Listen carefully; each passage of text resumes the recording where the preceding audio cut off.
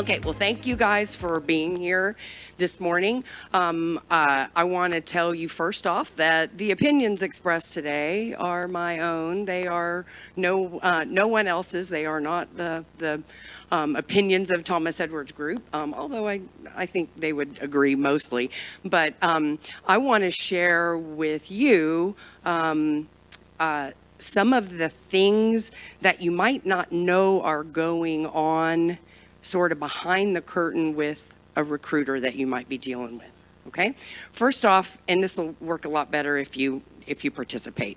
Who has ever worked with a recruiter before? Okay, most of you in the room. Who has had a good experience with a recruiter? Who has had a not so good experience with a recruiter? Okay.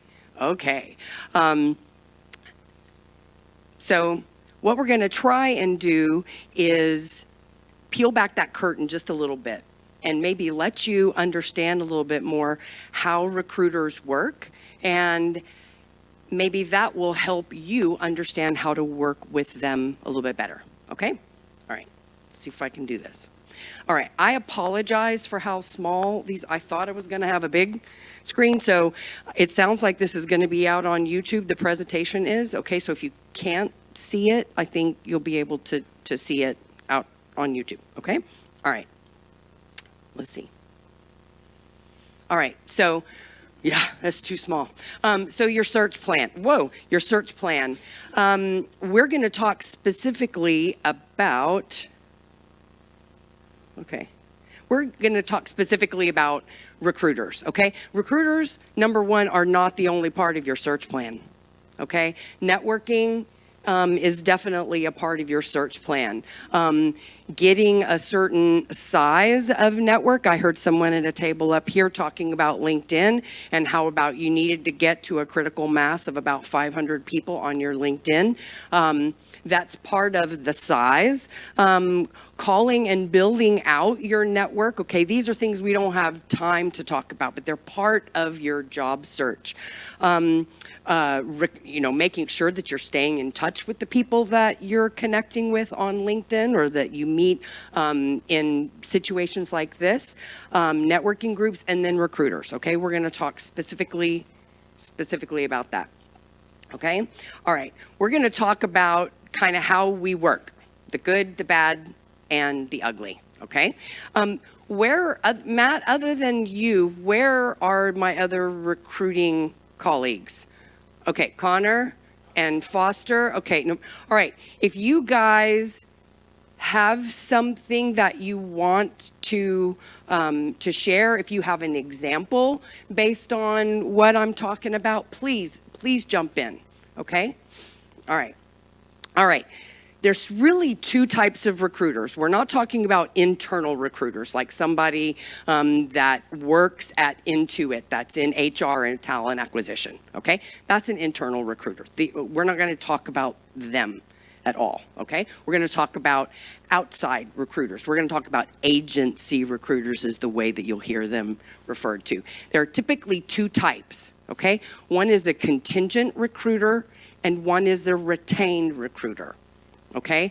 Retained means just that, okay? A retained recruiter, they are paid a fee up front, kind of when you retain a lawyer, right? A lawyer won't do work on your behalf until you pay them money, right? So a retained recruiter is one that gets money up front, okay? Typically, yes, sir?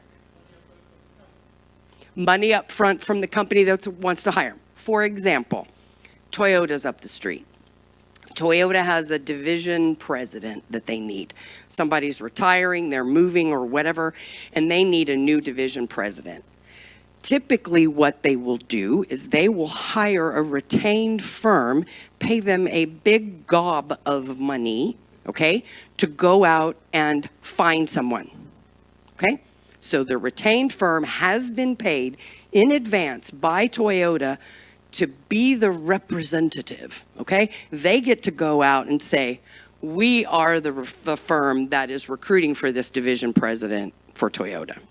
Any candidates that come through get to come through me.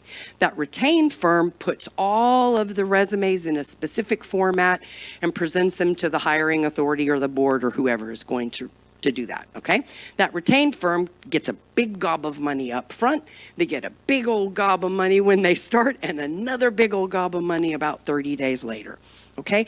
That isn't always feasible for a company. Typically, you're going to find a retained firm working on big jobs, $250,000, $300,000, $1 million packages, okay? Not all, yes, sir?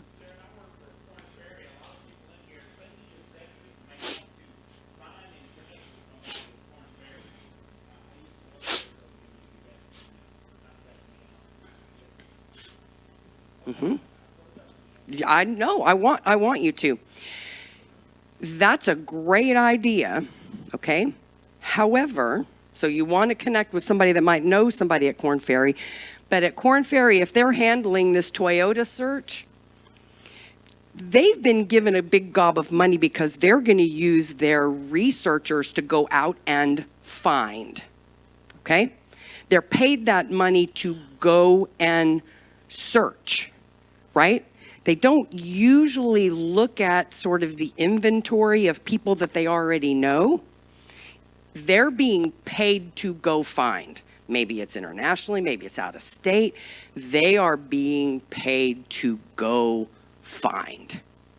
They typically don't want to talk to you because they feel like they'll find you if you're the right one. Okay? That's just the way retained works for the most part. Okay? All right, a contingent model is just that. It's contingent upon a placement, right? A contingent recruiter does not get paid unless they make the placement, okay? So let's say a contingent recruiter is working on 10 different jobs. How many of them do you think they will fill? How many of them do you think is average that they would fill? 5 of 10? 2? 1? Matt? Usually about 3. Okay? If you fill, sometimes you fill more than that, sometimes you fill less than that. But about an average, we call it a fill ratio, right? Is about 33%. Okay? So what does that mean 70% of their time is spent doing? Working for free. Working for free. Okay? So they are totally and completely incented to fill that job. Okay? All right. Any questions so far? All right. Is it good or bad?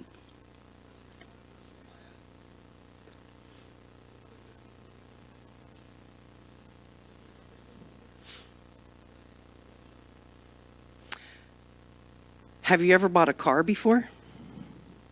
Have you had always good experiences or always bad experiences with the car salesman? Both? Oh, both. You think they're contingent? Yep. Not all car salesmen are created equal. Not all contingent recruiters are created equal. Okay? We're talking about, I'm pulling back the curtain, okay? I'm pulling back the curtain to tell you exactly how it is they work. Not all of them are created equally. Okay? We're going to talk a little bit later how to try and vet out the bad ones versus the good ones. Because there are some really, really, really good ones out there. I've heard story after story after story.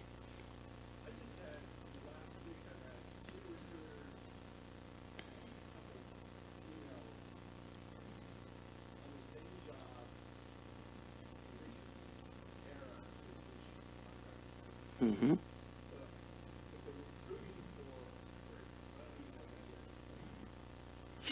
Hold your question. Okay, hold your question and we'll get to it. Hey, Sharon, if I could interrupt a second. We're short on mics today, folks, so if you have a question, we need you to please stand up and speak loudly because we need their video to be able to record those questions so that Sharon can answer them. I appreciate it. Thank you. Share your name, guys, and what you're looking for, your title as well. And we are networking. Okay. Mary Guslich, Mm-hmm. in the marketing position, looking for a marketing role. Along the lines of this question, so multiple recruiters reach out, same job post, same company, different town, same job. Would that be a contingent or a retained sort of recruitment? That's going to be contingent. Retained is such that you can, again, if you're Korn Ferry, you can thump your chest and say, we're the ones that have been retained to do this Toyota search. Anybody who has a candidate, they go through me. It doesn't matter if it's the president's brother, if they go to church with the president, whatever it is, nobody's going to get paid other than that retained firm. You could call contingent recruiters headhunters. Yes. Okay.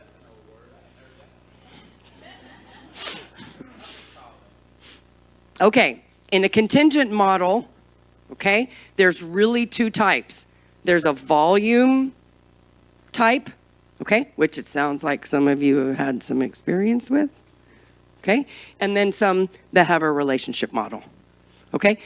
Just like in car sales, you know when you walk up who's what, right? If you have a good experience buying a car from somebody, you're going to go back and you're also going to refer your friends, right? But unfortunately, when you have an experience with any kind of service provider, if you've never had an experience with a service provider before, if you ladies, if you go get your nails done, you've never had your nails done, everybody's talking about get your nails done, you go get your nails done, it's a bad experience, then everybody stinks, right? You epitomize it, whatever it is, okay? So just because you've had one bad experience with a recruiter, don't make that sweeping notion that all recruiters are bad, because they're not, okay? They're not. They're just trying to make a living just like you are, okay? So volume model, relationship model. Yes, sir. So, how do you determine you think I really be that thing? Now, you're like me, but I'm going to bring it in. We're going to get to your question. We're going to get to your question. How do you determine, like, which one is which? That's where I'm going next. Just wanted to steal your thunder. Yeah, well, steal away. Brother, I apologize.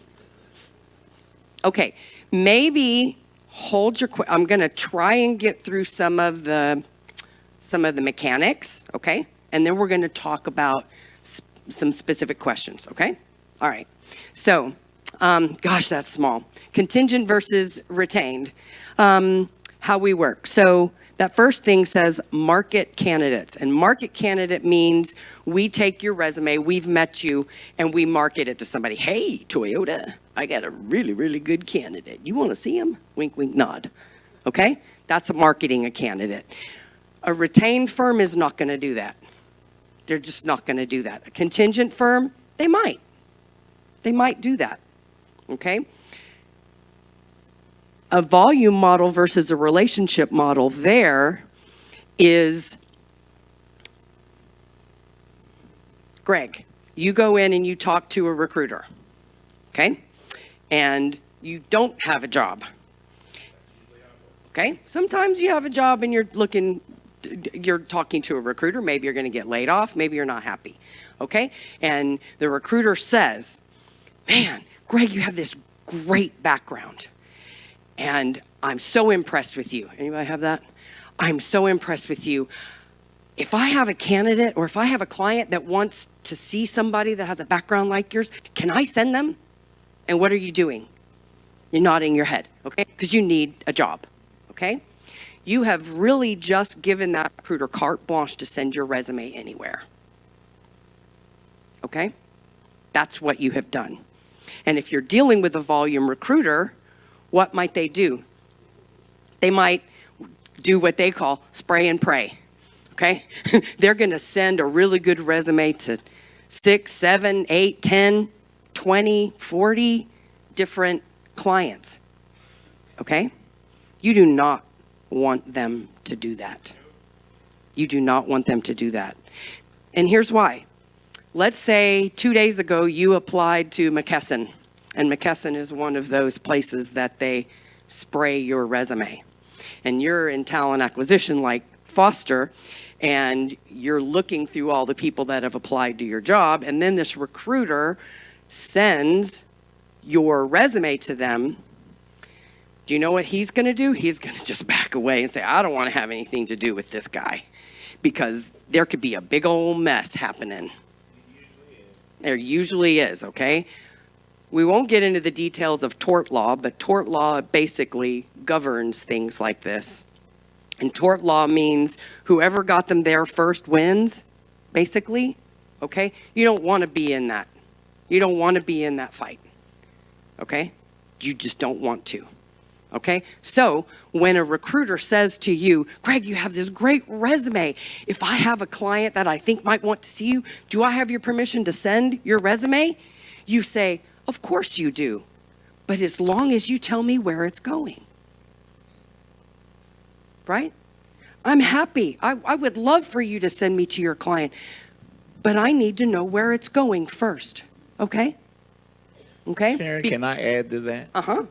Of course, I'm going to say something, y'all, right? So, Sharon said my word a while ago, relationship. Guys, ask questions of, if somebody's going to represent you, ask those people try to determine what their relationship is with that client.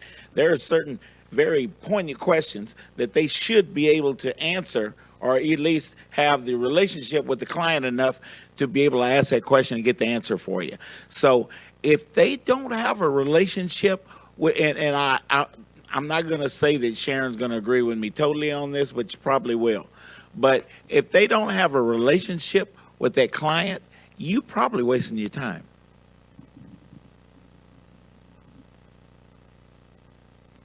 Probably, because they're probably fishing. Okay? They're probably fishing. Okay? So and you should be keeping a list of where your resume has gone, right? So if you do get a call from a recruiter and they say, hey, I've got the duplicate question, right? Hey, I have a really good opportunity at blankety blank. You can look at your list and say, well, thank you very much, but I've already been presented there, okay? It does you no good to be presented a second time. None. Because what else is going to happen to you? I can't moonwalk, but that's what's going to happen with a client. They're going to moonwalk away from you because they don't want to get in a fight. They don't want to it's not worth it. You lose every single time. So don't go around the recruiter. If you're being represented by one, don't do it. It will bite you every single time. Okay? You are not smarter than them. Okay? Okay. Will they talk to candidates on a retained? We just talked about that. Retained, typically Corn Ferry's not going to pick up the phone if you call them and say, hey, I'm a great candidate. They're going to say, you know what? If you're a great candidate, we'll find you. Okay? Contingent recruiters, they want to talk to you. Okay? Contingent recruiters are, in essence, putting together an inventory. Okay? They're putting together an inventory of candidates because they might not have a job for you today, but tomorrow they might. Right? And so what do you want to do? You want to make sure that you're in their inventory. Okay? Are they a subject matter expert in the client? A retained firm is, because they know everything about them. A contingent recruiter might be. You would like for them to be, just like Foster said. You would like for them to be a subject matter expert on their client. Not always are they. Is there a fee agreement in place? Is there a contract in place? There's always going to be a contract in place in retained. Always, always, always. Sometimes in contingent, there isn't. That's those spray and pray recruiters that think, hey, I've got a really, really good person that I'm just going to spray or to 40 different clients, and they might even not be clients. They just want to see if they'll get you to bite. And then they'll get a contract in place. It's not a prudent way to do business. But it happens all the time. Okay, serving the client. It is a commission-based job. Okay? So recruiters are incented to make a placement, right? Just like some used car salespeople, they may or may not be 100% honest with you, okay?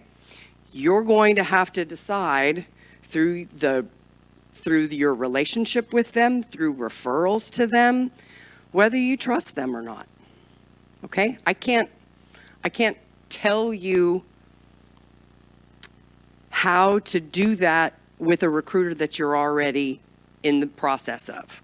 Okay, we will talk about some things that you can do to try and vet that before you get to know one. Okay, but you still have the power, right? Don't let them strong arm you. Okay, just like you wouldn't let a car salesman strong arm you, don't let a recruiter do it either. Okay, all of this stuff up here. These are the steps that a contingent recruiter takes when we get a job. Okay, I know you can't see them. On the left says we get a job order. I got a call yesterday from a food distribution and franchise company. Okay, I got a call from the VP of Finance. Sharon, I need some help. We are growing like crazy. Okay, so I get the job order. I send him a fee agreement right away. We're going to get all of that worked out before we even get into this, okay? He's going to agree to pay my fee if I make the placement. All right, then I met with him, had a Zoom call with him yesterday and HR. Okay, I figured out everything that he needed. He is a repeat client, so I know a lot about this client. The lady that is going to be the quarterback, the one that's going to work on this, she gathered all the information and she sent it out to our team. There's 42 people on our team, okay? So they're going to be looking just like she's going to be looking. We're going to have interviews. We're going to have debriefs. We're going to prep. We're going to go back and forth and back and forth. She's going to quarterback this whole thing. And we are going to leverage that database, okay? Maybe you're a cost accountant, and yesterday I didn't have a cost accounting job, but today I do, right? Then we're going to leverage our database. We're going to work a search plan. All of this stuff is done for free. He could call me next week and say, you know what? My neighbor's wife is a really good fit for this, and we hired her. Okay, that's awesome. There's no check that happens. Nothing. Everything that she's done and I have done is for free. Okay? So please, the client pays us. All right? Please don't think and please don't call a recruiter and say, well, have you found me anything yet? Have you found me something? Don't depend on them. Some people depend on recruiters because they don't want to come network. They don't want to work their LinkedIn. They just think if I talk to 20 recruiters, they'll find me a job. I don't need to do anything else. That is absolutely false. They are a part of your search. Okay? You didn't write them a check to find you a job. Okay? They don't work for you. Okay? They need you. They absolutely need you. But they don't work for you, okay? And I want you to understand that because 30% of the people that we talk to call it, well, have you found me anything yet? What you got for me? What's going on? I promise, if I think I can make money on you, I'm going to call you. Right? Right? Okay. So then the blue is we make a we make a match, and we get paid. Okay? All right, 95% of our work is for free. All right, candidate marketing. We talked about that a little bit because someone answered the question. That's when somebody says, oh, hey, you have a really, really good resume. Can I send you? Okay? From now on, never, ever, ever just say yes. You can say, yes, but I would like for you to call me before you see. It's your resume. It's your resume. You should decide where it goes. It may not make some recruiters happy. Okay? If it doesn't make them happy, then maybe that's a little strike over here that they're not doing things the way that you want them to. So Bill has, I'm looking for a tech sales alliance partner management type role. So my question is this, and I've been looking primarily at large tech software companies. And my question is this, a lot of those companies, once you've applied, it also asks you to join their talent network or talent community, basically to be a part of their database. Are they leveraging company contingent recruiters as well? And my point in asking this is if my name is already in there and then I'm working with a recruiter and the recruiter finds the same job, should I be applying? And I mean, you just said don't do it, but if I'm already in there. If you're already in there, then you should be on your list. Right? It should be on your list. So sometimes if it's a really what they consider to be a hard to fill job, right? If it's in accounting, it would be somebody that's in SEC reporting, right? That's Big Four CPA SEC reporting. That's like that purple squirrel. Okay, so if they're trying to recruit for that, they've had it out on LinkedIn, they put it out on Indeed, their talent acquisition, but they can't find anybody, then they might call a contingent recruiter. Okay, so then if that happens and the contingent recruiter takes the assignment and they call someone that says, hey, I think you would be really good for this, who's it with? Well, it's with XYZ company. And you look at your list and you say, well, I've already applied. Okay? What you don't want to do is think, well, I'm not getting any traction, so I'm going to let this recruiter send me. Okay? Please don't do that because you've just really, really messed up your chances. Because if you're sitting in their database and the recruiter sends and the recruiter maybe coordinates an interview, then somebody in talent acquisition is going to go, hey, wait a minute, that guy's already in our database. They're going to call the recruiter and say, oh, they're already in our database. Wah, wah. And if you knew it, you just totally and completely wasted that recruiter's time. Do you think they're ever going to call you back? Why would they call you back if you're going to lie to them? Okay, put yourself in their shoes. Yes, sir? Uh-oh.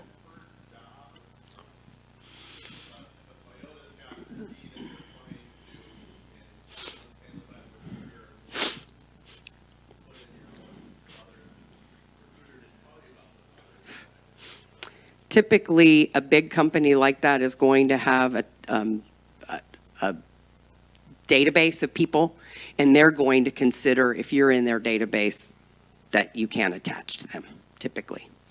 What we have done in the past is we did some work years and years and years ago for Pioneer Natural Resources. They have a really, really good talent database. And what we did was we negotiated up front and we said, you know what? You want us to work on a lot of stuff. If we uncover someone in your database that applied more than a year ago, can we attach to them? And they agreed to it. Okay? Because if they applied more than a year ago and they're sitting there, they're obviously not looking at you. Okay? But that's something that a recruiter would have to do up front. Okay? Mm-hmm. Absolutely.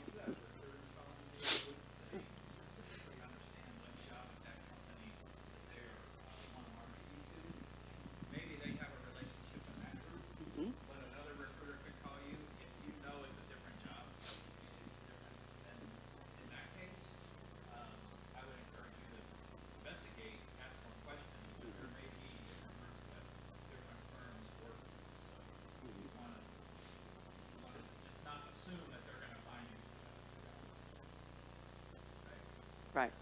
Depends on how big the company is. There's so many things that just depend, right? Yes. Don't just be like, oh, yeah, it's great, because you're just wanting your resume out there. That's not No. Recruiter candidate ownership of candidates. Okay, so if Kimberly comes in to see me and we talk and I find out what she wants and how much money she wants and things of that nature, I'll put it in my system. Because what have I got? I've got, like, let's just call it an inventory system, right? A database of I got all my staff accountants here that have Great Plains and SAP, and I got all my senior accountants here, right? They're all categories. We have keywords that we search on, okay? It's all like lining them up on shelves. So when we get something, we can get to them quickly, okay? At Thomas Edwards Group, at a relationship, we're more of a relationship firm, and we're a little bit different. I own Kimberly forever, okay? Kimberly and I are always the ones that are going to talk to each other. In a lot of firms, I would own her as a candidate for 60 days, 60 to 90 days, okay? And then if I don't talk to her, somebody that works with me could see that I haven't talked to her and come in and try and take ownership of her, okay? So that's why sometimes you'll get calls from 4 or 5 or 6 different recruiters from the same company, okay? It isn't good or bad. We're peeling back the curtain, okay? That's what we're doing, okay? At Thomas Edwards Group, that's not gonna happen because we believe in the relationship, and I want a relationship with Kimberly. And I want her to be able to always call me. Okay, I'm also going to get to know Kimberly because I'll tell you that 70% of the money that I made when I was in placing candidates was because I knew my candidate and I knew my client. They wanted 6 things. Kimberly's got 3. I'm going to get her the job because she's got the soft skills, because she has the attitude, because she has some of those things that you can't see on a resume, that aren't going to get caught in some talent acquisition database, okay? I got into this business in 2001. You know what happened in 2001? Other than 9/11, Monster came out. And everybody that I knew said, you are crazy, Sharon. Why are you getting into this business? Monster's going to put recruiters out of business. Why would they need a recruiter when all these people can post their resumes and all these companies can go out and find people? Guess what? Still here. Okay? A lot of the difference is the soft skills. It is I was talking to somebody earlier today, a CFO that is in transition. He lost a big, huge group of his employees because they moved the corporate office, okay? He partnered with a recruiter that knew him, knew the company, and knew the kinds of things that they wanted, right? Some people want really casual people. Some people want overly smart driven people. Some people want people that can work 70 hours a week. Some people want intellectually curious people. Some people just want somebody that can come in and just do the work, right? You can't look at that on a resume. The resume is really kind of the easiest part of our job. Okay. Recessions and downturns, this increases bad behavior for recruiters. It really does, because they need to make money, right? If there's a recession, there's a downturn, most of the time that means that companies aren't going to be calling contingent firms as much. In 2022, we had more business than we knew what to do with because you couldn't find good talent. Okay, talent acquisition, HR couldn't find them, so they came to us to find them. We were busier than one-legged man in a butt kicking contest. Okay? Now that there's been a little bit of a downturn, talent acquisition, they don't want to pay a fee. They want to do it on their own. Okay? So when that happens, a recruiter sees that their commission may go down because now they're not working on 10 job orders and they fill 3. They're working on 5 job orders and they'll be lucky if they fill 1, maybe 2. Okay? So what does that do? It increases bad behavior. You're going to see them ask you some questions like, oh, can I send your resume to such and such? Okay? So just be cognizant. Be cognizant of them. How many firms should you work with? How many recruiters should you work with? I would say start with 3. Okay, when I talk about networking and job search, I think you should start with 3 networking groups, 3 recruiters, and look at 3 different types of media like LinkedIn, Indeed, maybe another website, okay, to get you started.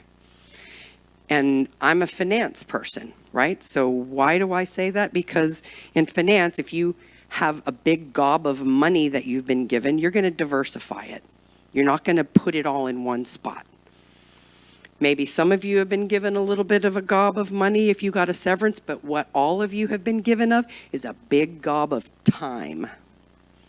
So how are you going to manage that time? Okay?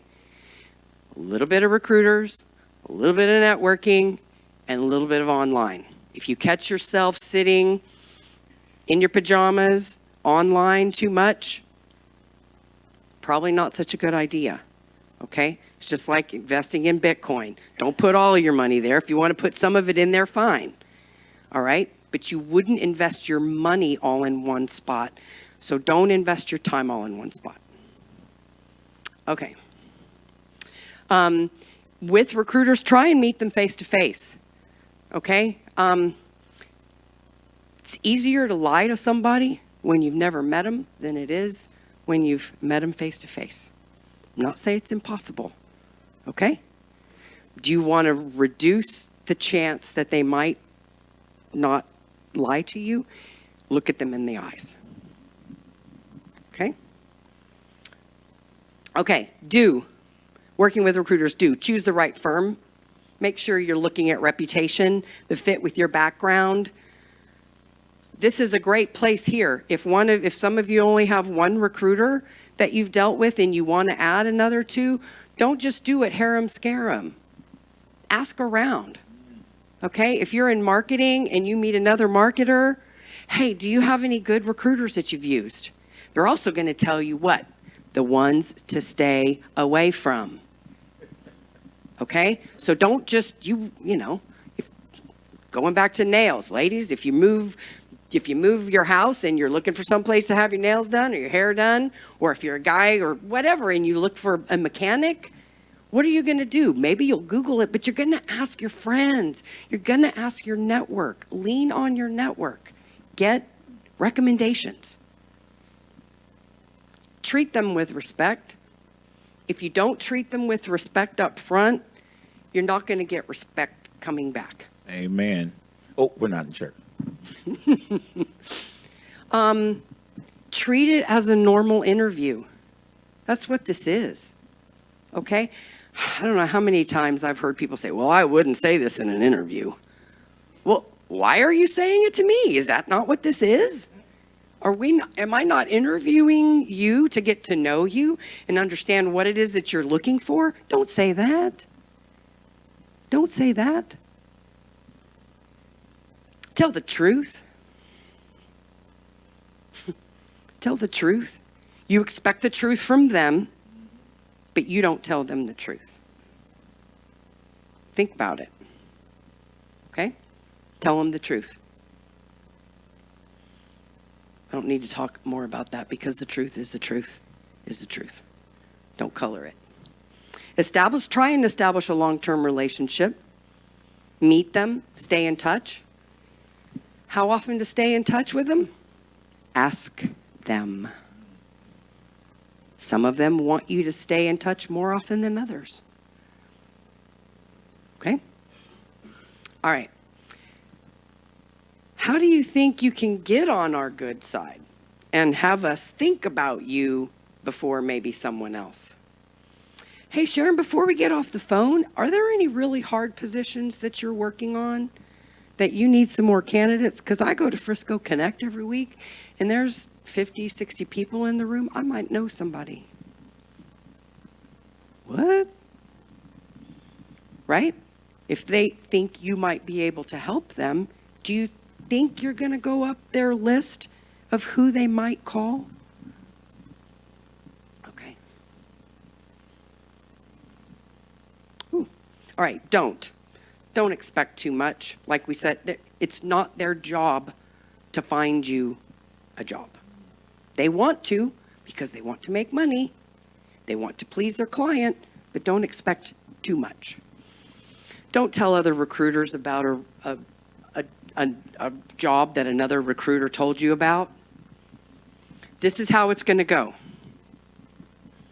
Kimberly, I'm going to send you to my XYZ client, but I need to know who else you're interviewing with because I don't want to step on anybody else's toes. I don't want to ruin anything for you. Can you tell me where else you're interviewing? Okay?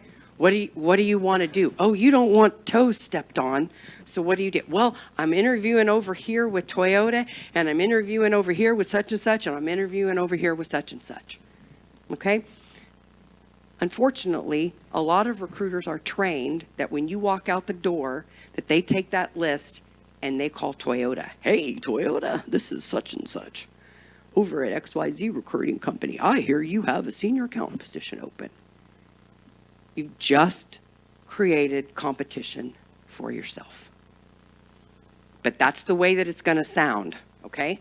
So if a recruiter tells you that, you just say, you know what? I appreciate what you're trying to do.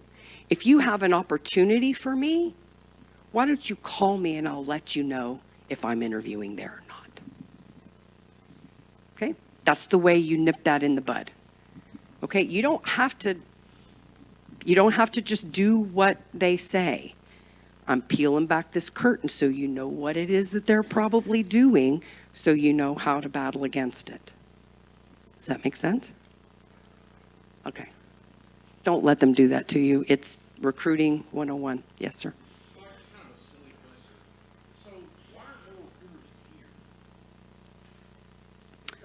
If y'all are trying to like meet good quality people and know them, why aren't more of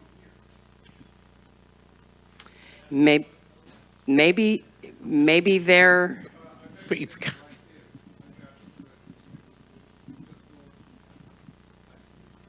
Thank you. You too.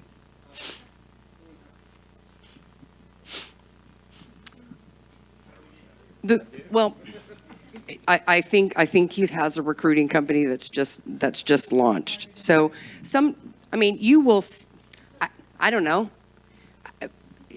They're contingent, right? I'm making absolute 0.0 money being up here, but it is what I believe in. And I want to have relationships with people that I do business with, people that I place, and clients that I place them with, because, like I said, a lot of my business comes from knowing people. We had a CFO search that we did for a client, and it was probably about a $300,000 CFO search. And they had those things. It's like, well, they have to have these 5 things, okay? Sharon, they have to have these 5 things. Don't send them to me if they don't. And one of them was the industry experience. And we looked and we looked and we banged our head up against a wall. And we knew this one guy. We had a relationship with him for a long time. We had actually made placements with his company. He was on the market, but he didn't have healthcare experience. Now, I didn't want to make my client mad, okay? Because sometimes it makes them mad when they say, I want these 5 things, and you show them somebody with 3, right? Sometimes it makes them mad. But if you have a relationship with them, that goes over a lot better. I sent him and I said, I remember you said you wanted healthcare experience. Please, I remember that. I've known this guy for a long, long, long time. All I'm asking you is that you interview him. And this was one that I said, if you don't like him, I have a $100 Bruce Chris gift card that I'll give you. Okay? We don't do that all the time, but in this case I did. What do you think happened? He got the job because he was the right person. And the only reason that I knew that was because I knew my client and I knew my candidate. And when you develop that relationship, then your chances go way up. And your chances go way up that you're not going to be treated like some of you have been treated in the past. Okay? Every one of you has a bad recruiter story. Okay? I know that you do. But if you try and do some of these things, hopefully it will minimize your bad recruiter story. Yes, sir. Okay, guys, I'm going to stand up. This one's so good. I'm going to come up here and stand by Sharon. This is the exact reason that we invited Sharon to come with us. Guys, you want to, when you're networking, you want to find somebody that will prove to you that they care about something, especially when they're going to be representing you to somebody it's your well-being, it's your family, it's all of this stuff. And that is why Sharon and Sharon's company is a strong part of this network. And Matt, I can say the same thing for Matt as well.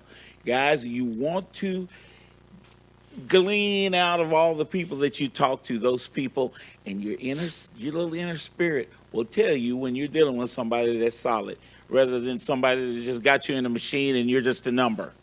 Okay, shut up time for me again.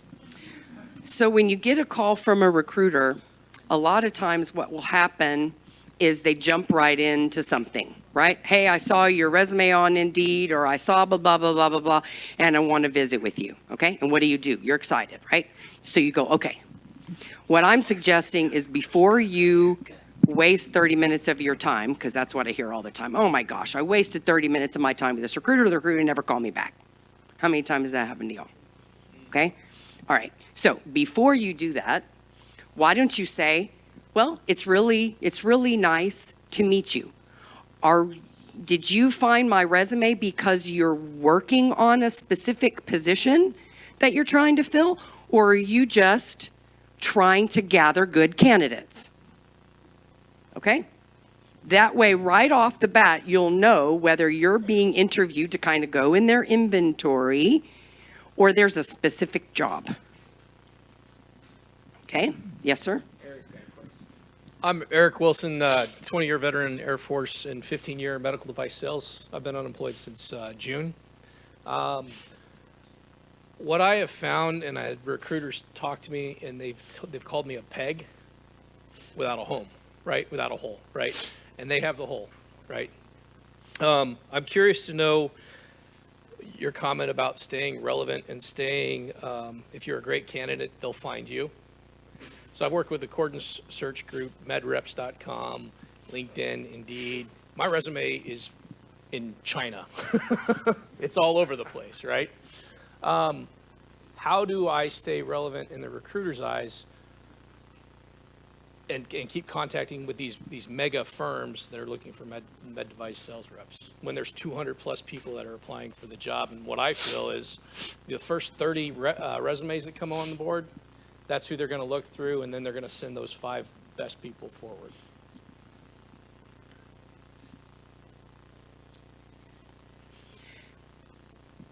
How do you think, based on what we've just talked about the way that they make money, how do you think you should stay relevant? Well, what I've been doing is I've got a few key recruiters that I've worked with in the course of 15 years, right? Okay. I call them about every 2 weeks.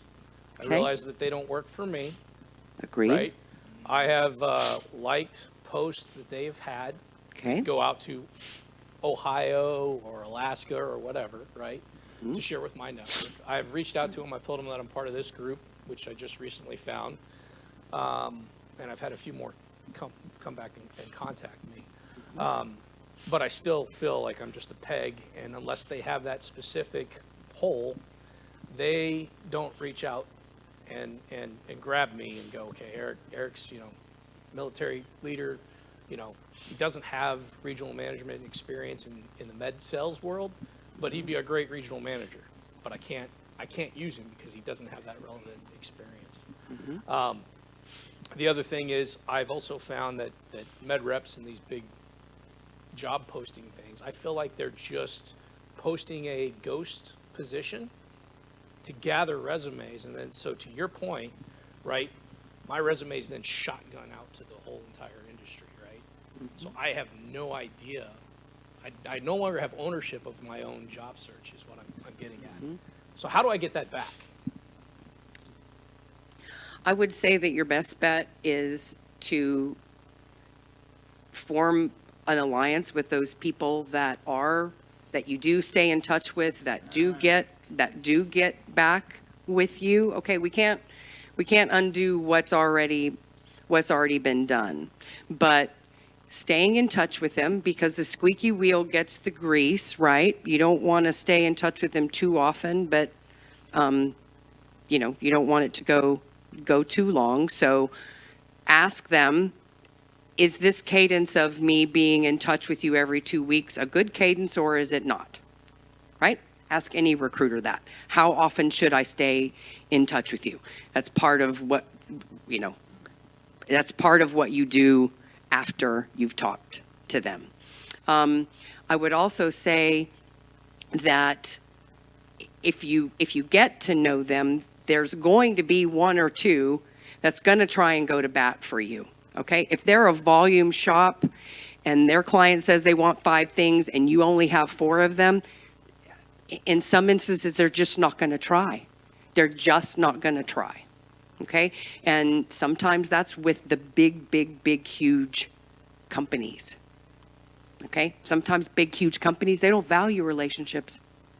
Which is kind of what I'm finding out, right? And so as a process of my job search, I then go out and scour LinkedIn and try to find that regional manager, the vice president of sales, and I go VFR direct to them through LinkedIn because the recruiter said, hey, you only have 4 out of the 6 that we need. Well, BS, I've got enough quality to do that job, right?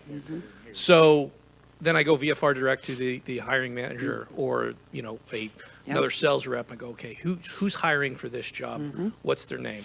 They put me in contact. And I've had more interviews going that route, working my job search, than letting a recruiter who's got 1,000 of these folks out there. Does that hurt my chance if they're working with a recruiter to get that interview? Not necessarily, no. They're not getting paid, right? No.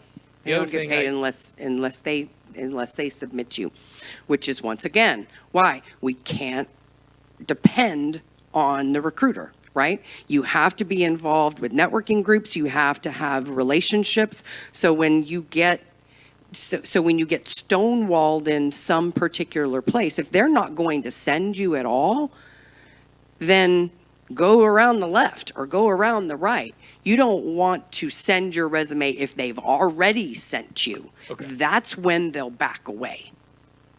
But if they go, dude, they want 5 things and you got 4, and my boss will kill me if I send you. I can't do it. Then if you know who it is, try and get in there. That's why you can't just have a single, you can't just depend on recruiters. Matt? Thank you. Here it come, Matt. Yeah, There's a lot to unpack with that.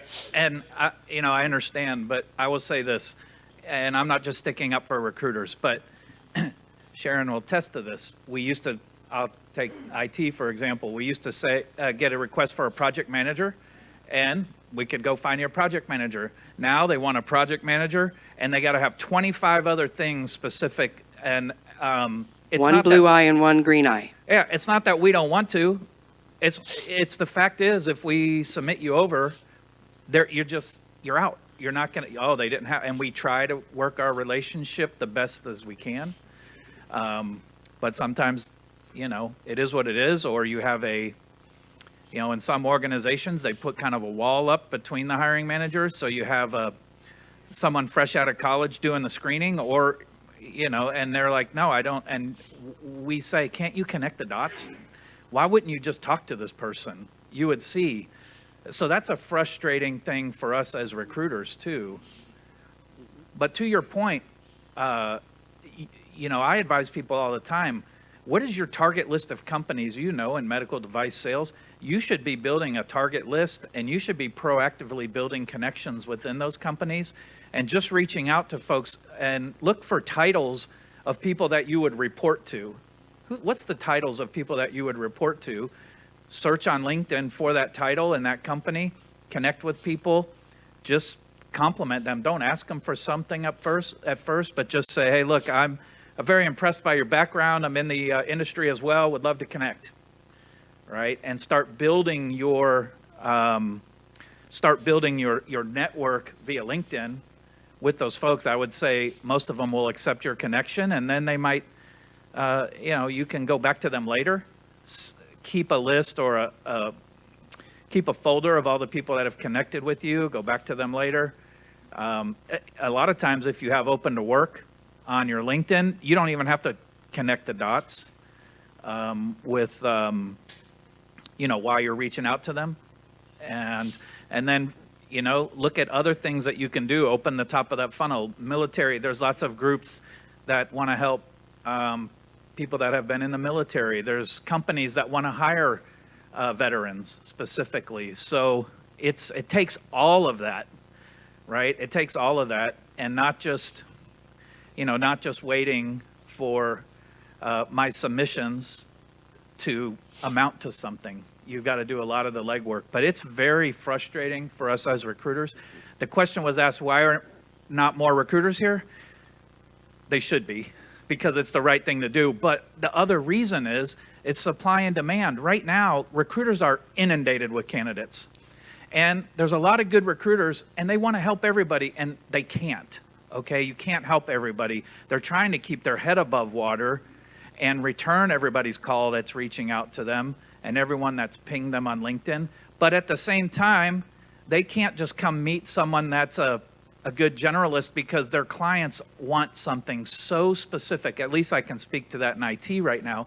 So specific that it's ridiculous, right? So they're having to do these searches and find these, very specific matches, versus when I got into the industry, I would say, hey, you should talk to so-and-so. And yeah, sure, they don't have everything, but most people don't work out, not because they don't have all the skills. They don't work out because they don't have the cultural fit, work ethic, something like that. If someone goes in and they're a really hard worker, and the hiring manager is like, man, this person's great. Oh, sure, they didn't have these 3 things, and we're getting them training on that, and they're coming up to speed. But we try to convey that these days, and companies, for whatever reason, either they don't want to hear it, or they have this image in their mind that there's just so many candidates right now that they're just going to wait and wait and wait for the perfect candidate.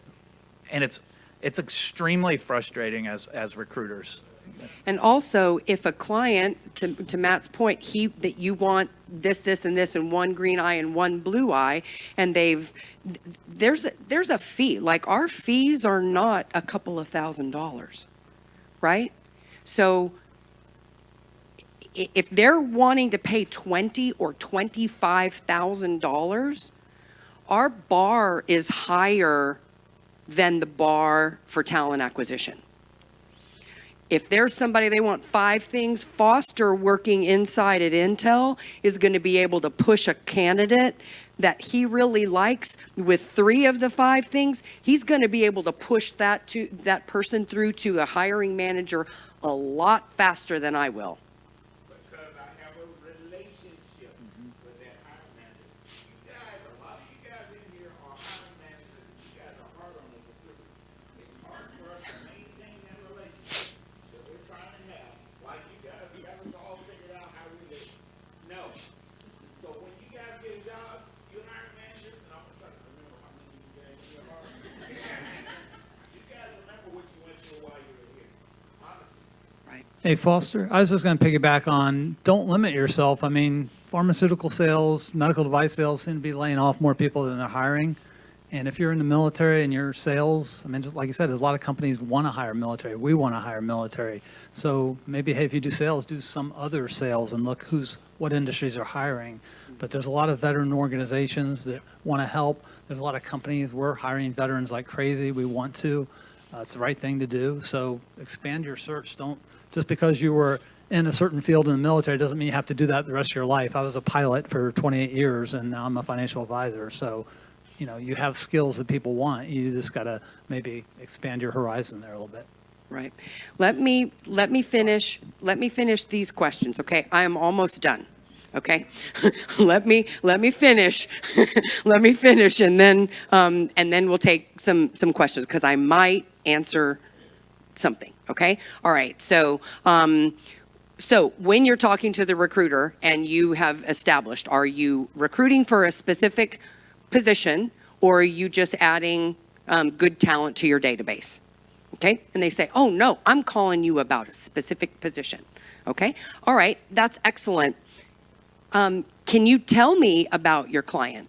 Some of them are going to go, oh, well, no, I can't tell you about my client until I determine if you're a right fit or not. Okay, well, if you can't do that, then can you tell me, have you ever done business with this client before? Have you made any placements with them, or is this your first one? Okay, doesn't necessarily mean it's bad if it's the first one, okay? But if they've made placements with them before, then, okay, note to self, they've been successful there. They might have some kind of a relationship with them, right? And if so, are they still at your client? I mean, if you placed them, are they still there? Right? So you're gathering some information, okay? Do it. Do you have a formal agreement with your client? Okay. Are they going to lie to you or are they not? All right. If they say, no, I think you have a really great background and blah, blah, blah, blah, blah, blah, blah. Okay. That's a warning, Will Robinson. Okay. You want them to make sure that they have an agreement, because if you don't, you're setting yourself up to maybe not succeed. Okay. They may tell you this is none of your business and they may hang up on you. Okay. Because you're getting up all in their kitchen a little bit, asking them questions that most people don't ask. Be respectful about it, okay? But this will tell you probably whether they're fishing or they have a client that's really engaged them, okay? Is it your policy, if I talk to you and you submit my resume, is it your policy to follow up with a candidate and let them know if they've been chosen for an interview or not? Okay, what are they going to do? Probably say, yes, right? They're probably not going to say no, or they'll say no. And if you don't hear from me, then you can assume that you're not chosen. Then you get to decide whether you want to move forward and you want to work with that recruiter or not. But if you ask them, is it your policy to do this? And they say yes, they say, okay, well, I trust that if I talk to you and they're not interested in seeing me, that you'll get back to me, right? Okay? You guys aren't saying that. And then you're getting mad because they're not calling you back. All right? I'm trying to give you some things to make sure that you ask so it doesn't happen to you. Okay? How often should I stay in touch with you? And what's your preferred method of contact? Okay? Is it LinkedIn? Is it a phone call? Is it emails? What might it be? Okay? Okay, so just a recap. Understanding, hopefully you understand now what motivates recruiters, all right? What does the recruiter want? We want a traditional resume. We don't want something that has your picture on it, that has all kinds of crazy font on it. We need to know where you worked, how long you were there, what it was that you did, what your resume looks like. I could talk about for 2 hours, okay? We don't have time to do that. That's not the point. But your resume needs to be accurate, and it really should mirror what is out on LinkedIn, because everybody looks at LinkedIn. No negativity, okay? If you hated your boss, if where you worked stunk, don't do that. Don't bash the company, because how do I know you're not going to go do that if I send you to my client?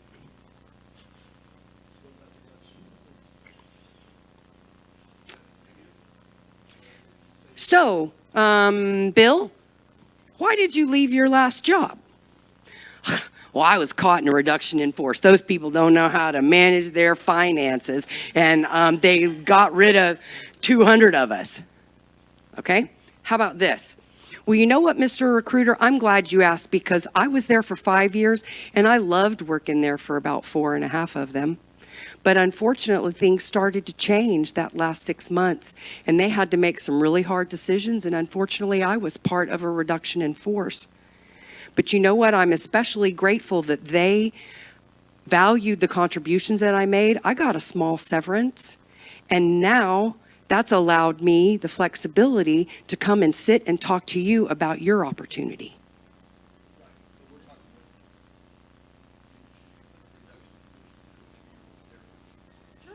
Sure, you can put it. But no negativity when you're talking to a recruiter or even in an interview. All right? If you didn't write that down, that is the very best answer that you will ever give, because that's the number one interview question that trips everybody up, because you go on and you drone on and on and on. All they want to know is why you left, and that they're not inheriting some crazy person. That's all they're trying to do. Okay? Thank you for asking, because I absolutely either loved working there. If you hated working there, don't lie. I loved the people that I worked with. If you didn't like the people, maybe you liked what you were doing, right? I absolutely loved blankety blank. But this is what happened. But I appreciate that they either gave me some notice, they gave me a severance or whatever, and that's allowing me to be selective and given me the opportunity to sit in front of you and talk to you about your opportunity. What are they going to say? What other question is there? They loved it. They thanked me for it. That was weird, but very refreshing. Okay? All right, be prepared. Treat it like an interview. Have some questions ready for the recruiter. If they catch you on the phone and you're not ready, you're in the grocery store, you know, some people would say you stop and you take it. I say no. I say if they really want to talk to you, you say, you know what? I am in the middle of the grocery store right now, and I would like to give you my full and undivided attention. When can we talk? Will you send me an email or something? And so at least you get to go and figure out who this recruiter is, or if you have any connections with them, and you can maybe ask some questions. Okay. Now you get to ask your questions. You've been patiently waiting. My name is Tom Hazelton. I'm a business development dude. Okay. Okay. So the question I have is, what is the real unemployment like out there? I mean, we get these rosy numbers about like 3.7 unemployment rate, but I think there's a different economy out there. So I can speak, and Matt can help me with this. I can speak more to what unemployment is like in accounting and finance and HR, a little bit in IT, Matt more so in IT. In accounting and finance, there aren't lots and lots and lots of people out there looking for a job, okay? Bear with me. This is what most organizations look like, right? They're typically a pyramid, right? You've got people at a high level up here, fewer of them for all the CFOs in the room that are going to come at me, right? You've got mid-level, and then you've got entry level up to 2 or 3 or 4 or 5 years, okay? Right now, our supply looks like this. Okay? I have frozen shoulders, so I can't do that. Okay? So, supply and demand, simple economics. What do you think down here at the bottom with lots and lots and lots of job openings and not so many people to fill them, what do you think that looks like? that unemployment is super, super, super, super low. The middle is a little bit more balanced. Okay, I am generalizing here. Okay, the middle is a little bit more balanced. That higher level, some of you with more experience, it's upside down. Okay, there are more of you looking for work than there are positions in general. Okay, so to look at one number that's a national number or even a Texas number that says unemployment is at 3.5 or whatever that number is, you cannot extrapolate that to every single job posting out there. Well, you- I will tell you that being in the Dallas-Fort Worth area is one of the best places to be on the planet right now. Okay? Be thankful you're not in Chicago or Detroit or somewhere in Florida. HR has been hammered here lately. Okay? Accounting, finance, IT, HR, they're all overhead. Right? Typically, those people are going to get laid off when things get a little rough. Operations is going to take it first, usually, right? But I don't know. In business development, I mean, everybody needs more sales. I can't answer. Yeah, the job market out there, I would say, be encouraged. Be encouraged that you live here. Sharon, we got a question over here. Good morning. I'm Jennifer Edwards, Director of Operations. So my question is actually pretty simple. So you talked about being ready to talk to the recruiter. And so if you're in the grocery store, I want to talk about even taking the call at that point versus going to voicemail or the best way to kind of start that initial, because we're probably all experiencing a ton of spam anyways in terms of calls.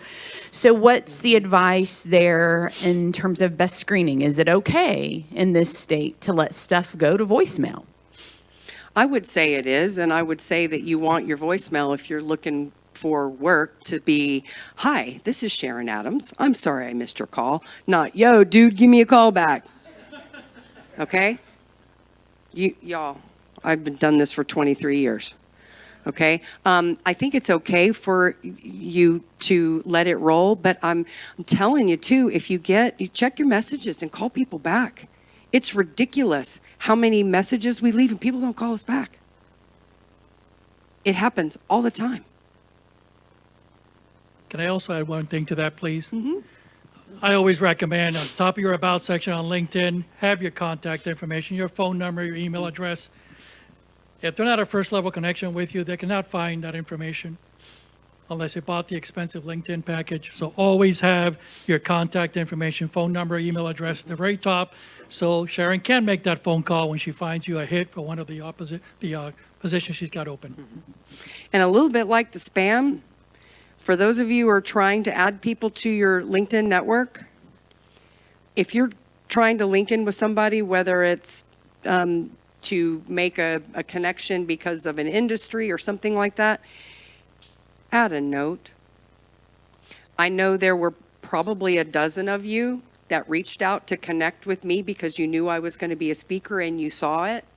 I've ignored those connections, okay? And I will ignore the connection unless you tell me where it is, okay? I am not like everybody. There are some recruiters that will just connect. I want my network to be one where if you call me and you say, "Sharon, I see you have connections at Toyota and I'm trying to get in there. The hiring manager that I'm about to talk to is X. Can you tell me anything about them?" I'm going to be able to say yes. I'm not going to say, "Well, no, I don't know. I just met them and I don't want my network to be diluted like that. So if you want to connect with me, send me a note. This is Sharon. I heard you speak, or we met at Frisco Connect or something like that. It doesn't take a lot. What you want to do is make it easy. Make it easy. Don't LinkedIn with me and go, hey, Sharon, do you have any connections over at McKesson? Yeah, you can look at my LinkedIn and see that I do, right? How would it be if you saw that I was connected with somebody at McKesson and you sent me an email or you sent me something on LinkedIn that says, hey, Sharon, I see you're connected to so-and-so at McKesson, and I've just applied for this kind of a job, and here's my resume. Do you mind sending it to them? Do you know what that means I can do? Click, forward. Hey, so-and-so, da-da-da-da-da-da. But if you're going to make me work at it, why would I do that? Okay, so think about how recruiters make their money and make it easy for them. We want to place you. We want to make money on you. We want to please our clients. Okay, we're not all a bunch of evil people. We're just trying to make a living like everybody else is.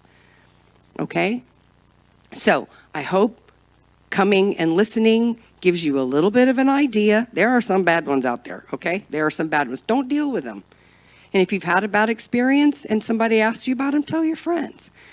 But we're not all bad dudes and dudettes. Okay? Okay, going. Okay.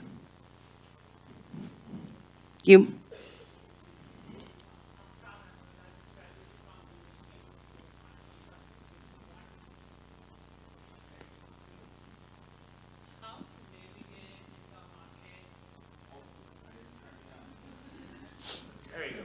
How to navigate in the market when you are looking for the sponsorship, because that's the first filter we don't pass when you are an international student.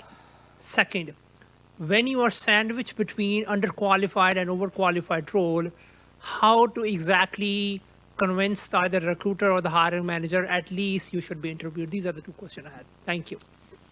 I'm not a subject matter expert when it comes to sponsorship. I'm not, I don't know. I know the struggle is real. I don't know how to answer that question. I'm sorry, I don't. I would say a lot of the bigger companies are more equipped to handle a sponsorship. A lot of times the companies that I deal with are small to mid-size, and they're not equipped for it. They don't understand it, okay? It's not that they don't want to do it. They don't know what they have to do. They don't know how much it's going to cost. They don't know if it's easy. They don't know if it's hard.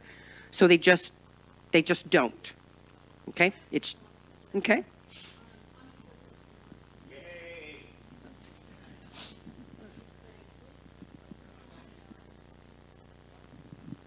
Okay, can you hear me?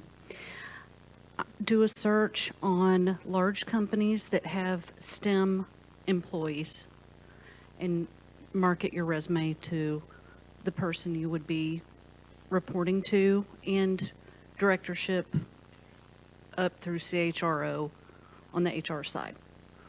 So talent acquisition directors, senior directors, CHROs, and then wherever you're trying to get in, even if they have like a new recruit, early talent group, send your resume to them. But that's where I would start.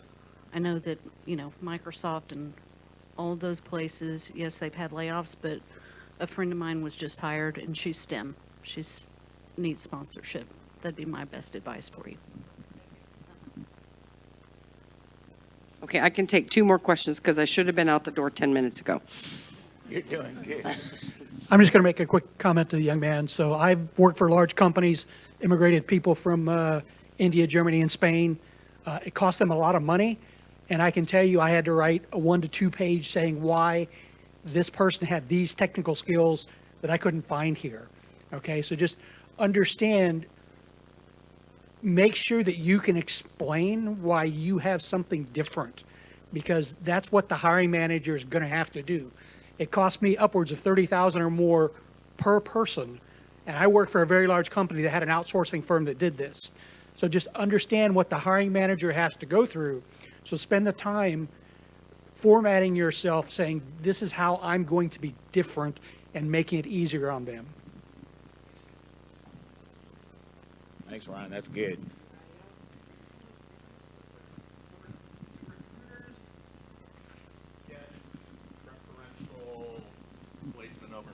applying online to the website. I've made some mistakes clearly with some contingent volume recruiters by, you know, also applying and other positions like that. But if I see a position online, should I apply or should I find the right recruiter? If you have a relationship with a recruiter and you see something, I have people call me all the time. Hey, Sharon, I saw something at McKesson. Do you guys have a fee agreement with McKesson? You know what? I don't have one. So I'm not, you know, did you look on my LinkedIn and is there anybody that I know at McKesson? I'm happy to put in a good word for if you want me to, but I don't have. So the recruiter wants me to work with the recruiter. Well, because it's going to get. Yeah. If they're relationship based, Yeah. that's right. Yes, sir.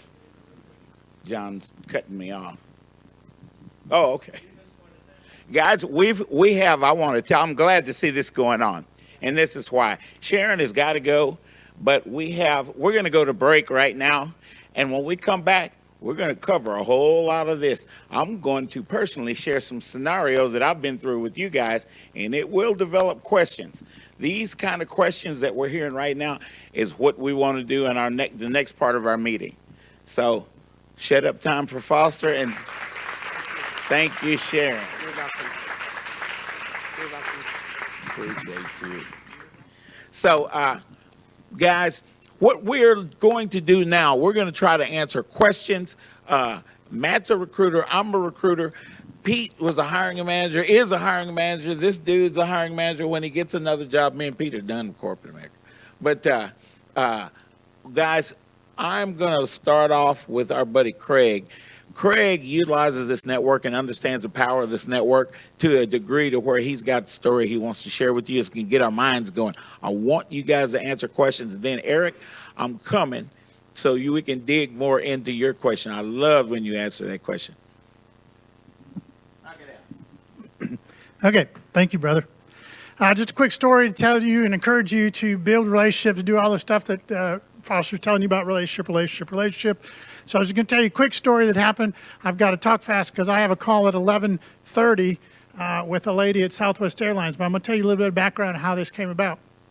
So for a year and a half, I've been looking at Southwest Airlines. Seems like a fun culture and all that kind of stuff. And people say, oh, you'd fit in really well there, Craig, you're crazy. So I've been looking at that. Yeah. So I talked with the recruiter who I met on LinkedIn, and I start posting on his posts. Oh, that's really great. And oh, looks fun and all this stuff. So he at least sees my name. I've posted on his post probably 150 times. So this has been a very long relationship. I asked him at one point, I texted him and said, hey, could we have just a quick call? Just love to get to know you a little bit better. And he politely said, no, I'm sorry. He said, I have hundreds of people that ask me that, and I don't have time. I'm sorry. But you're awesome. Keep posting. So I kept commenting on all of his posts. He's a great guy. Second time I asked him a few months later, man, if we could just have a quick call, just 5 minutes. Won't take up much of your time. He politely said no. 6 months ago or so, I asked him again, and he said, you know what? He said, we need to talk. I said, okay. So he called me while I'm driving to a vacation with my wife and 2 kids in the car. And I'm like, shh, everybody's quiet. I said, holy crap. So I take the call, I put it on speakerphone so my family can hear it. And he's like, Craig, what's up? And he said, first of all, I have to apologize to you. You have been so consistent about commenting on my posts, encouraging me, encouraging Southwest Airlines. He said, and I haven't called you back and I haven't allowed myself to phone call with you. He said, I just want to apologize. He said, you are so uplifting. You are so blah, blah. And he just went on and on. I'm like, yeah, you guys hearing this back here? Kids, that's your dad, you know, and we're going on. And he's just gushing over me, which is really a little bit weird. But anyway, so he says, I'm going to help you get a job. Hallelujah. So we hang up the phone and they were like, who's that? I said, that's my friend, Manzi. He's an awesome dude, you know. So anyway, that's one guy. Every time I apply for a job at Southwest, which I've applied for many, I contact Manzi. Manzi says, okay, let me do the inside work. So he contacts the hiring manager for me. Sometimes he'll let me know the name, sometimes he won't. Sometimes he says, oh, let me just do it for you. So he's in the background working for me. One time he sent me a CC on an email that he sent the hiring manager, and it was amazing. He said, look, you got to talk to this guy. He's awesome. I've known him for a year and a half. Like I posted 100 times, that's how he knows me, but whatever. So I see all this. So he's working on my behalf. There was an event that Southwest Airlines had one time. They said the public can come out to our headquarters. I called my friend Jama. I said, let's go. Let's go to the headquarters. We'll meet the president or something. I don't know. So we go to the headquarters. I dress in black shoes, black pants, black shirt, and a 2.5 foot tall cat in the hat. Cat in the hat. I wore that. Red shoes. Yeah, I'm sorry. It was red shoes to match the red hat. So because it's Southwest, right, they value this kind of weird thing. So I walk in and they're like, oh my gosh, hey, look at this guy. And I walk in, nobody looks at Jama, nobody says anything. Very careless about her. But I made a scene, right, and I'm trying to make relationships. 4 months later, I talked to a guy on Zoom at a Southwest call, and he says, hey, and I said, were you at this SOAR event at Southwest? He goes, yeah, I was there. And I said, well, I probably met you. He goes, there's 300 people there. I don't know if I met you. I said, I was the dude in the cat in the hat. Oh my gosh, he said, I remember you. I thought, okay, well, then it worked. I met a lady who said she didn't have any role in that position, but she said, call this guy. I know this guy. So I called Jake. Jake, talk with him. Great. I asked Jake, I said, do you know anybody in this role? He goes, no, I don't. But I know this lady over here at Southwest Airlines University. Can you talk to her? Okay, I'll talk to her. So we did this whole thing where, right, I meet this first person, don't have anything, but I know this guy. Okay, so I call him. He's willing to talk. Good. But I know this guy, so I'm willing to talk to him. Today, in 5 or 10 minutes, this guy gives me another lady who works at Southwest Airlines University, and she says, yeah, I'll talk to you as well. Here's the coolest thing. I applied for a job about 10, 15 days ago.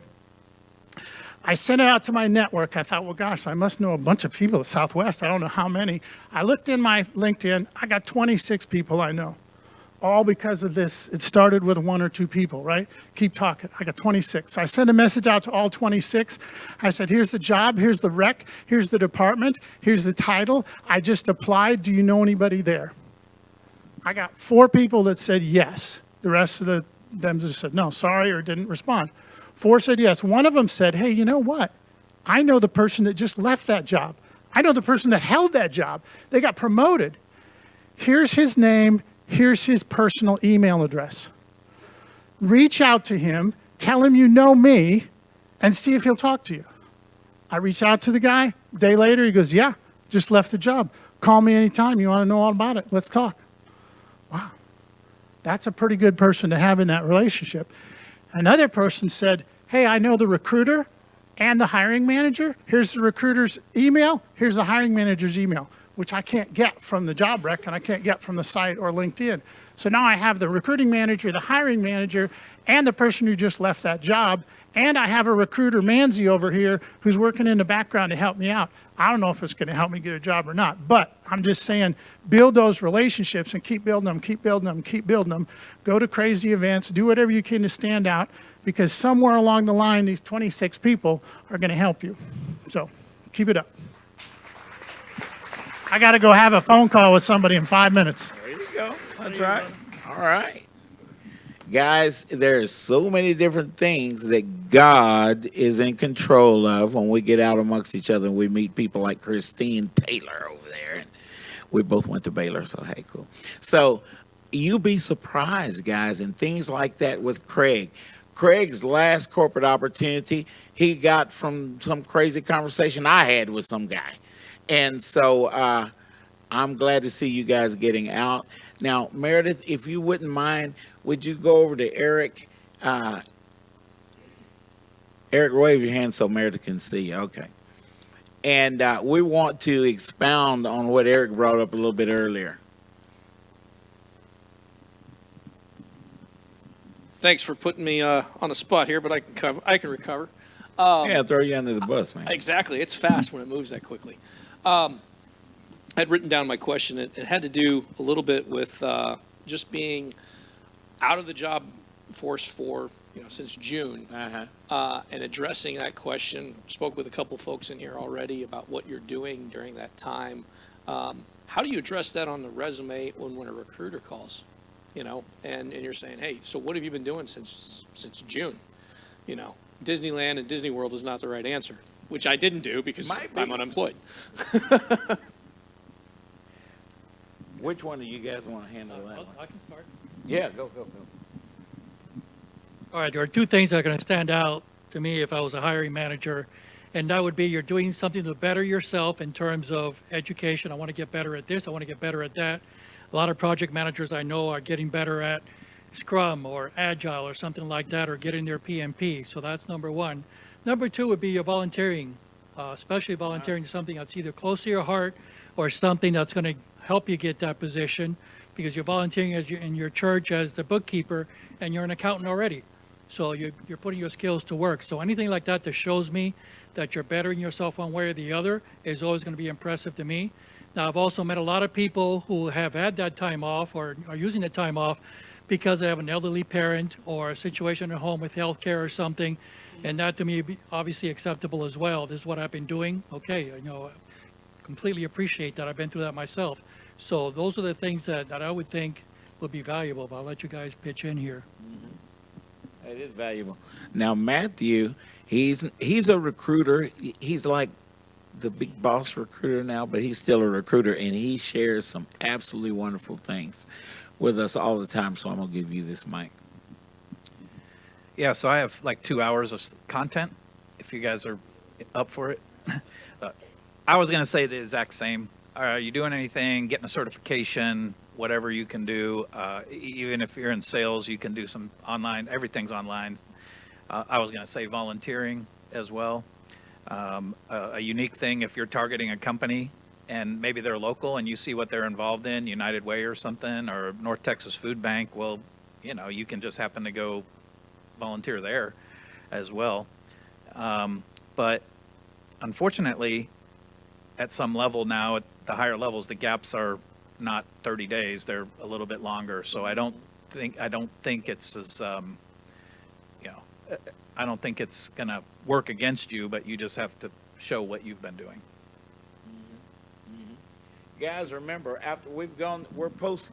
Is it fair to say that we're post-COVID now? So there are certain things that are a little bit different now that we're past COVID, that COVID changed, right?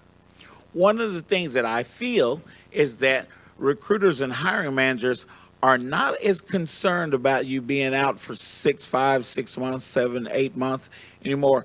Is that true, Matt? I mean, right.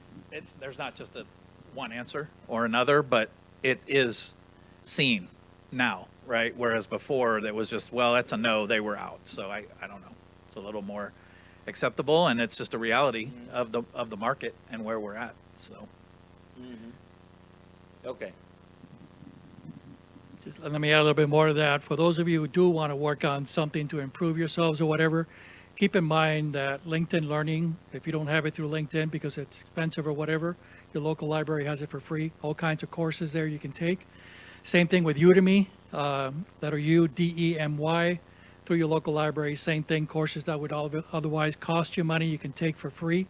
So I would highly encourage you to do that. If you want to better some of your skills, if you want to get better in Excel, if you're an accountant or whatever the case may be, I would encourage you to do that. There are two people here in the audience right now, and Meredith, who's holding the microphone, and also Laura, who are volunteers for South Lake Focus Group. And so is Christine, volunteering in the South Lake Focus Group. And they're helping other people like you try to get jobs and make connections and all that. So that to me also would say a lot about who you are in terms of the fact you're spending that time you have, not just sitting around, but you're helping others as well in that respect. Boy, that's a good one.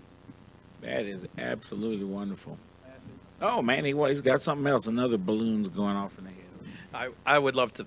I actually have a meeting that I have to get to, but if I didn't get a chance to meet you, connect with me on LinkedIn, and then I'll tell you what I was telling people in the back.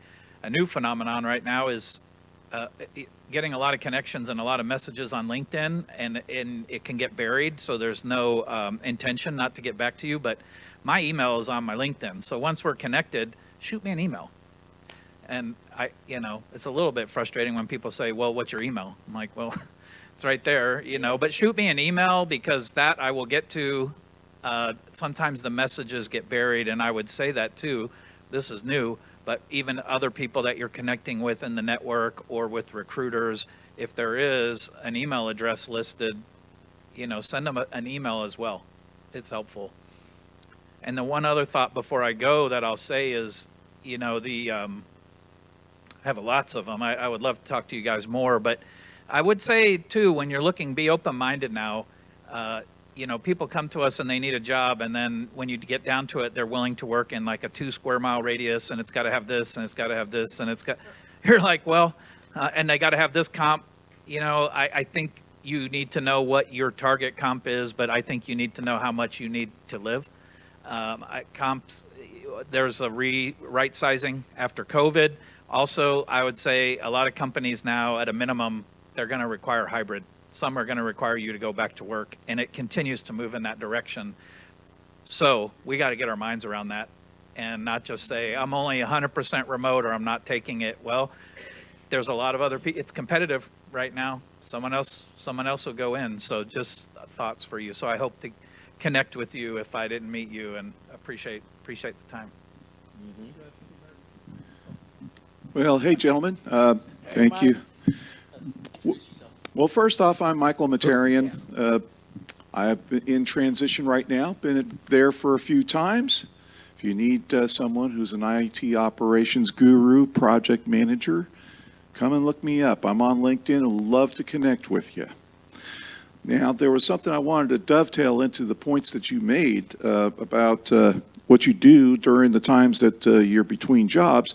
There is something that is called the Workforce Innovation and Opportunity Act that is put out by the U.S. Department of Labor.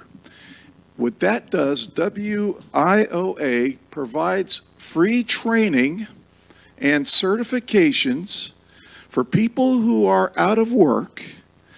I took advantage of it because I happened to have watched a certain job networking show a couple of years back, and they had interviewed somebody from United Trading Academy and brought it up and got me looking, and I found it.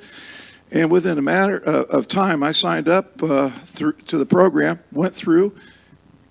I became, through that, I earned my PMP, my ITIL certification, my Six Sigma Green Belt, and I also became Microsoft Office certified just by doing that. And here's the best part.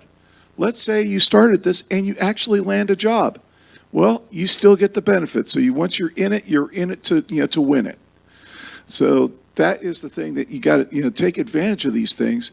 They're out there. You got to look for them.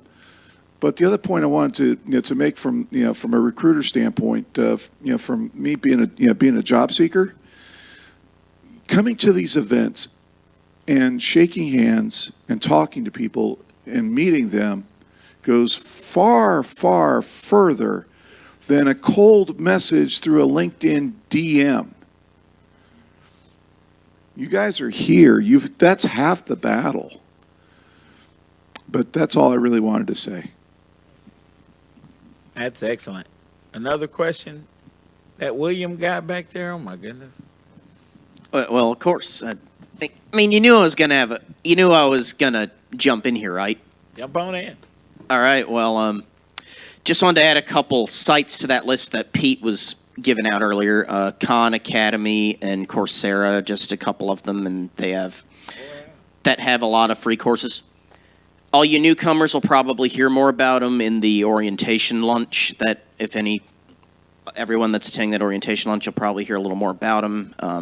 But I had been told, at least for some of I was actually at a networking meeting just a few days ago, and I had found out that for some of those paid courses on Coursera, you could actually apply for scholarships on those too. So if you're taking any of those, just dig into that and find out how to do that.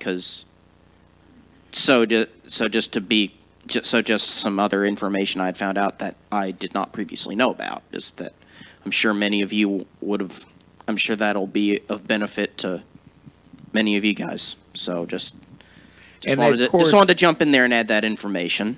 That Coursera is Coursera. Correct. I believe. Okay. Okay. My mom was an English teacher, so I was that little kid in the spelling bee. So If you guys go to the Frisco Connect website, many of you did already, obviously you're registered to be here. Under the resource tab, there's a long document there. Forgive me, the links are broken. Sarah's going to fix that. But there's a document there with all kinds of resources, including the ones William talked about. They're all detailed there. All the networking groups here in town, some of the recruiters that we love that we work with, including Matt and Sharon, who was here earlier. So I would encourage you just to go through that document, how to find out about salary ranges in this part of the world and all that. So go to the resources tab in friscoconnect.org, and a lot of that stuff is there for you. okay, I got a scenario I want to throw at you guys. I've already talked to a couple of people at break, and while I'm thinking about it, Heidi, that photo that you just took a while ago, would you share that one with me? Okay, cool. So, guys, here's the deal, and if you haven't run into this, you probably will. Foster, I applied for a job at this, or I saw a job at this company, and I'm interested. And all of a sudden, I had 5 recruiting companies call me about that job. Which one should I go with? Should I go with the one that offered the most money? I don't know which one of these companies to work with. I don't want to know which one has the best relationship with this. I'm thinking of Verizon, my old company. I used to be the one in the middle that made the decisions as to who got what. But is there any of you guys that have run across a situation with that you'd like to share with us how you figured out which company to go with? Anybody? Good. I'm going to tell you what I think. Oh, go ahead, Meredith. Craig Kelly, mechanical engineer. I do get, no, these are for contract type jobs. And I do get several contractors calling me up. Like Abbott Labs puts it out there, and they might have 20 contractors all trying for the same job. They even have a guy on site just directing everything. But one of the things I do is I try to talk to them and find out, because a lot of them try to get you the maximum amount of money. And I know that they don't necessarily always want to pay the maximum amount of money. So I try to talk to them to find out if they know about what the customer wants. And a lot of them, some of them are, I don't saying racist or anything, or some of them are from India even, and they're just the pre-callers. So sometimes I say, well, can I just talk to the recruiter before I make a decision? Because I'll sometimes have 5 or 6. And then I'll have to decide which one to go with. And I don't necessarily go with the highest number. Right. Because they have a range. Lockheed had this ridiculous job 2 weeks ago. It went from one person said $60 an hour, which is more than I've ever made, up to $80 an hour. So it's like for the same. So I went with the mid one, that one. So, yeah. Good. So Craig shared something got my mind going. Who's got the best relationship with that company is the one that you want to go with. You have a lot of companies that are trying to kind of fish. If I send Greg's resume out there, and if I get their attention with Greg's resume, maybe I can sign a contract and get on be one of their vendors. We call that fishing with a PH. And it usually doesn't work. Now, sometimes it does, but it's not worth the investment, believe me. But ask very, very, and Aaliyah, you and I talked about this a while back. Ask very, very targeted questions to determine in your mind do they really have a good relationship with this client. Now, if they do, and I'm coming to you, Christina, I knew I was going to fire you up, light that fuse. And so, guys, if they have a real good relationship with that client, you probably won't even have to ask them any questions. They're going to be throwing all kinds of stuff out there. Oh, the hiring manager is my next door neighbor, and I mowed his yard for him the other day, you know, and this kind of stuff. So, Meredith, if you would give Christina Shagrin right there. She is an HR leader, guys, and she's been involved in this stuff probably before, I would say. A couple things. When, excuse me, when you ask the question, if 4 or 5 agencies reach out to you and the job is still posted on LinkedIn, their hiring process is a mess. We'll just start there. So I know we all need a job, and you know I got a shoe habit to support, but so if you go forward with it, just know what you're getting into. I mean, if they are allowing multiple recruiters to rep that job, it's first come, first serve. So they've just taken a shotgun approach. Secondly, you can ask the agency that reaches out to you, do you have an exclusive for this job? And a lot of times agencies, if the job isn't posted, which is always a good sign, go look at the company's website. And if that job that you're interested in or the headhunters reached out to you is not posted, that's a good sign, because that means they're not just looking to see who gets to it first, which does happen.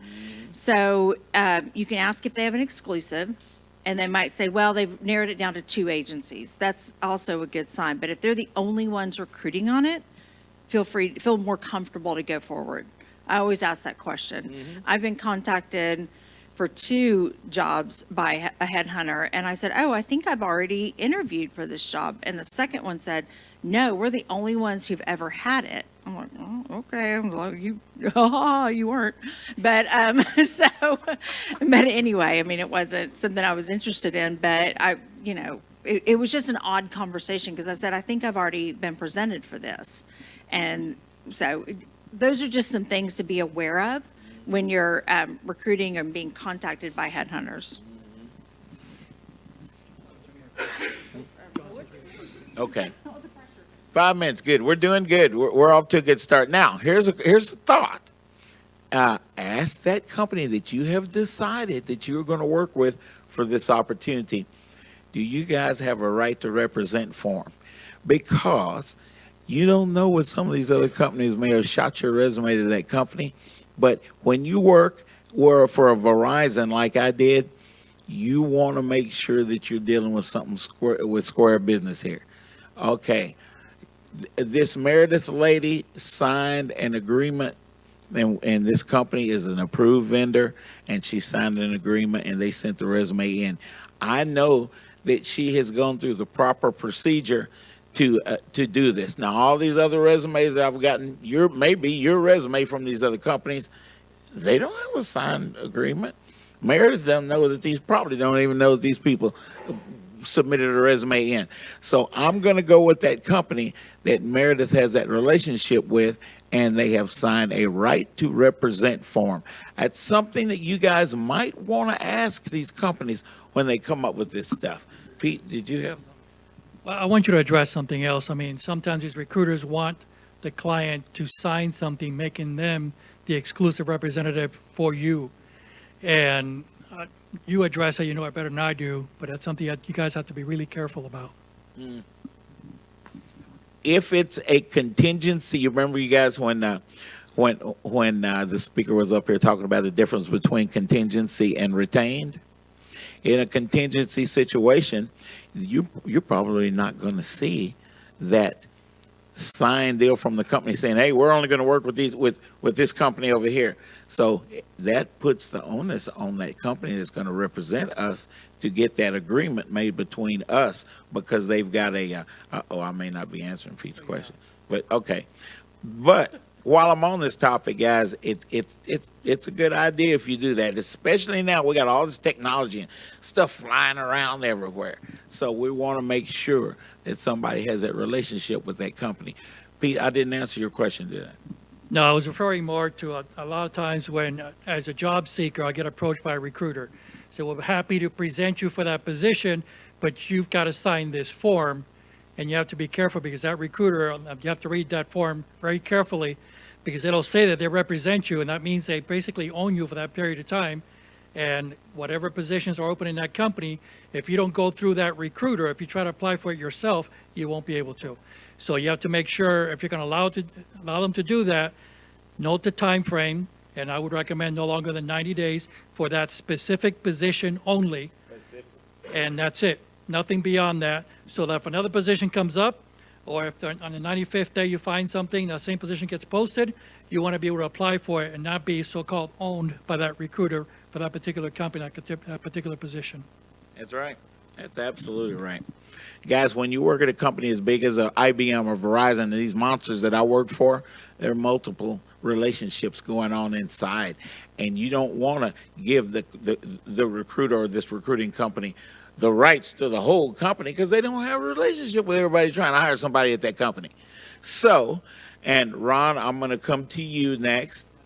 Did I? Okay, never mind. We answered Ron's question. Red is mine. Any other questions along the lines of what we're talking about, guys? Oh, good, Tom. Tom said he got a stupid question. I like those. I'm stupid. I can answer. So let's say that you can go out and you get all these certifications all day long, right?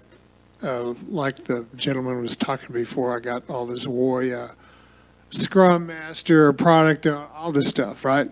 But I have zero experience in those, in those areas. Now, it's not hard, but if you don't have experience, those certifications are meaningless. How can you basically say, hey, Blue Cross Blue Shield, I want to be an intern and learn on your Scrum teams how this works so I can be a very valuable provider or employed to you in the future? Sure. To me, using your example, it's going to depend on your background. If you're a project manager already, you've got that experience, and now you just got a Scrum certification or something like that, then I'm going to value that a little bit more, obviously. I worked with somebody last week, let's say it that, and former teacher, and wants to get a cybersecurity certification. And I told him bluntly, the odds of you getting hired with the competition out there, you're going to be entry level. We're talking close to minimum wage. That's what you have to deal with. So it depends on your background already. If you're already a PM, you're getting your certifications. As a PM, you already know about Scrum. You already know about Agile. You're just getting your certification, to have it after your name. But if you are a nurse and now you want to be a project manager and all of a sudden you took a Scrum class, now it's going to be a different situation. So like everything else in life, it depends. Mm-hmm. Guys, sometimes, now I've been in this situation before, 3 weeks ago. We weren't able to find what we were looking for because it was so, what is that word, specificity, the specificity of this position? Purple squirrel with 3 toenails or anyway, but I call the hiring manager and say, hey, you find anybody? No, give me somebody that's close, Foster. I mean, we got to have somebody. We got somebody here. Do you know someone with the right attitude that we might be able to train in this area that might be a project manager? It was a project type of position. And that overall functionality they had experience with, but the very nitpicky things that the company had just bought this new software and all the stuff that they were looking for, they didn't have. But because they were not finding anybody with that software, they wanted to hire somebody as close as they could. Because I told them, hey, you're going to play, I'm not going to use the word that I told them, but you're going to have a hard time finding somebody with the specificity that you want. You might end up having to hire somebody close to it that's got the experience, and that is exactly what happened, Tom. Is that it? Okay. So, where's John? John's down in the room, isn't he? Okay. So, guys, I appreciate the input, and it's all Pete and I are always here. Please link in with us if we're not linked in. My job as an I shouldn't say ex-recruiter. I still know how to do it. I'm here to answer questions for you guys, connect you to people. If I don't have the answer, I'll connect you to Tom or somebody that knows. But John's going to tell us what we're about to do now. You're a recruiter at large. Yeah, that. And I get large. I keep eating this barbecue, Ron, and it just spreading out, man. Okay. So yeah, I like Aaliyah's. So that brings to a close our general session.